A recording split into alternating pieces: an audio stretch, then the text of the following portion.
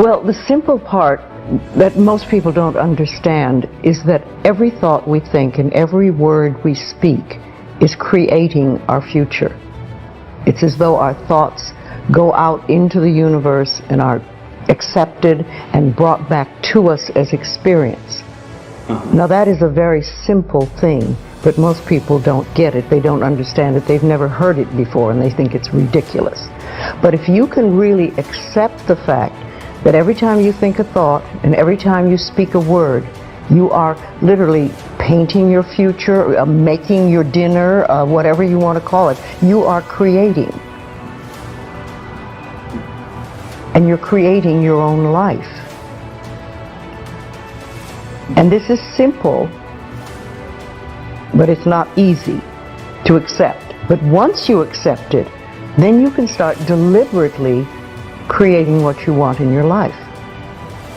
And you begin to be aware of what you don't want in your life and how you are contributing to it. Now, I think this has been around forever, but for some reason in the last 20 years, the universe has wanted this to go out among all the people, or all the people that are ready for it. See, most of us just think, and we don't pay any attention to what we're thinking. We're just doing it. But that's something you need to train yourself to do, to begin to train yourself to be aware of what you're thinking. And one of the ways to do that is to periodically say to yourself, what am I thinking? Would I like this thought to create my life? Would I like to have the experience that this thought could bring to me? Now, it takes a while to do that, but even if we could begin on the smallest level to be aware of our thinking, we can start to make changes. To begin with, you start by doing what we call doing affirmations, and that is making positive statements about your life that are positive, and you do them deliberately. You might do them in the morning, you might do them at noon, you might do them at night, you might do them, twice a day or whatever. But you do this and you let this become a habit. And as you start to do them, things will begin to change, maybe on a very small level. I call it getting the green lights in the parking places. I mean, they're not huge things in your life, but it can be very nice when you get 3 green lights in a row and you're in a hurry.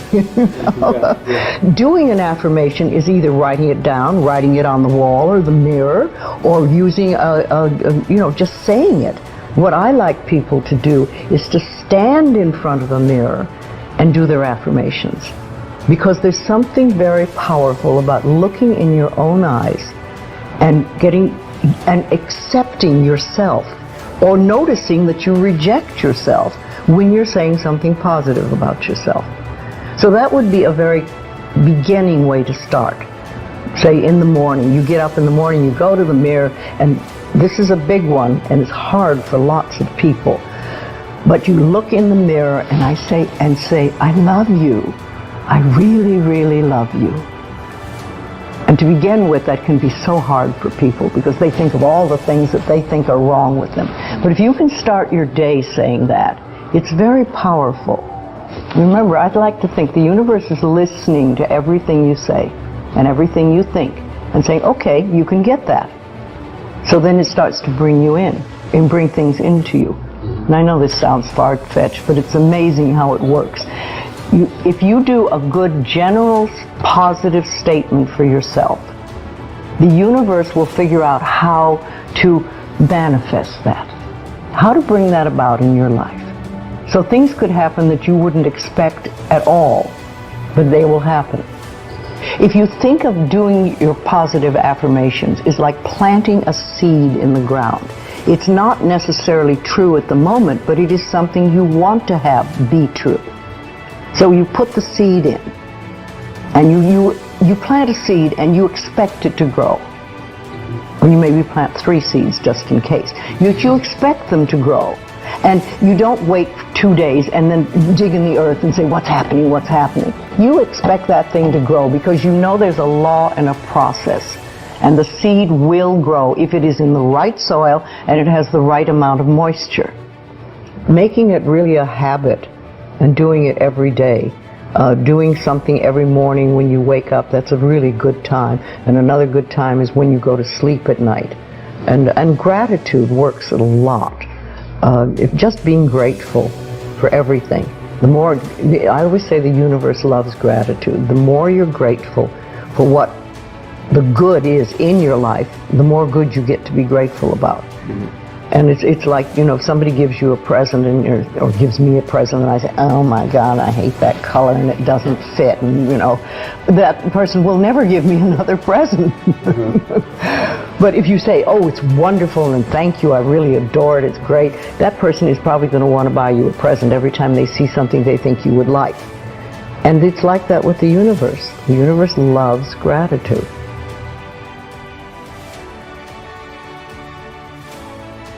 If you have very strong beliefs within you that you don't deserve good things in your life, and a lot of people have that, then there can be delays. And sometimes people say, well, affirmations don't work, I've done them. But when they're doing, for instance, prosperity affirmations, and they've done some prosperity affirmations, and they say it doesn't work, nothing's happening. And I say, well, all right, how many prosperity affirmations did you do in a day? And they'll say 3, probably. And they say, all right, how many poverty affirmations did you do this day? And that could be 300, depending on where you're coming from and what is running through your mind. See, I have this, one of my thoughts about life is that only good lies before me. And I've been saying this for many years. So it doesn't really matter to me what happens in life, because I know it's going to be good. Well, there are lots of things you can do to help you become more conscious of what is going on. And because so many of our belief systems really are unconscious or subconscious, we're not aware of them. They're just things that were bred into us as we were children, is to take a little time to figure out what they are. And I always say a really good exercise is to take a big sheet of paper and write on top of it, say, what I think about men. And then another one, what I think about women, what do I think about money, what do I think about any subject you can think of. And just write all the things that come out of your thoughts. And whether they sound good or not, just write them down. And any one subject, if you just write them all down and then look at them and see how many are positive and how many are negative. And if you can take those negative ones and turn them around, make them into positive affirmations, then you can start clearing up what you believe about, say, money that is not positive for you, and or is keeping you from bringing money in. And you can do that with lots of things in your life, so you can really begin to realize what you do believe about these things. So you can't change your thoughts if you don't know what your thoughts are. There is a law of thinking, and we are beginning to learn about it. And it is like a computer. If you have this gorgeous computer put in front of you, and you don't know what to do with it, it's a piece of junk. But if you learn the language of the computer, miracles happen. And that is what the law of thinking is. When you learn how it works, miracles happen. What you think and what you believe is what will come true for you. Your thoughts create your life. It's that simple. And when we can get that, we can make enormous changes. Well, I think it really starts with realizing that you don't love yourself, that most people don't. Most people feel they're not good enough, that they haven't done it right, they won't do it right, they'll never be enough, and they're definitely not lovable. And when we come from that space, it's very hard to create things for ourselves that are really good. So in the early days when I worked with people, I used to fix this problem and fix that problem, and you'd have this, a health thing, and we'd work on that and we'd work on this. And one day I discovered, much to my amazement, that if I would help people learn to love themselves, to really accept themselves as they are, we didn't have to work on problems, because it was almost like a miracle. Everything seemed to fall away. It's a hard one for people because we're we grow up believing that we're not good enough and nothing is right. I remember lots of times I would ask people, well, what is really wrong with you? What have you done that is so terrible that you're not acceptable to yourself? And I never, ever got an answer that made any sense. You know, they might say something like, well, I'm too fat. Well, so, you know. But when you talk about loving yourself, a lot of people think that that's vanity. But it isn't really. It has nothing to do with that. That is narcissistic. But to really care for you and to acknowledge that you are an important being. It's almost like in the Bible they would say, you recognize that you are a child of God, that therefore you are perfect. But even if you're not a biblical person, if you can recognize that you are a being that has self-worth, if you can really recognize your own worth, then you start to treat yourself differently. And I think that's what's so very important about loving yourself, is you stop beating yourself up, you stop making yourself wrong, you stop talking about how awful you are, and you stop saying things like, I'm really stupid and stuff, and you start to treat yourself with a certain amount of respect. And this makes an enormous difference, because what you give out in life is what comes back to you. So if you're giving out a feeling of, I'm okay, I'm good enough as I am, and I am acceptable, and I love life, and I love me, and you start having gratitude for yourself and for life, then life treats you differently, because you are having a different vibration that you're giving out and getting back. And that's when things really start to flow. Now, a lot of people don't realize it, but you have to practice. You just have to start it. And that's why I try to get people to do a lot of mirror work. If you look in the mirror, just simple things like looking in the mirror in your own eyes and say, I love you.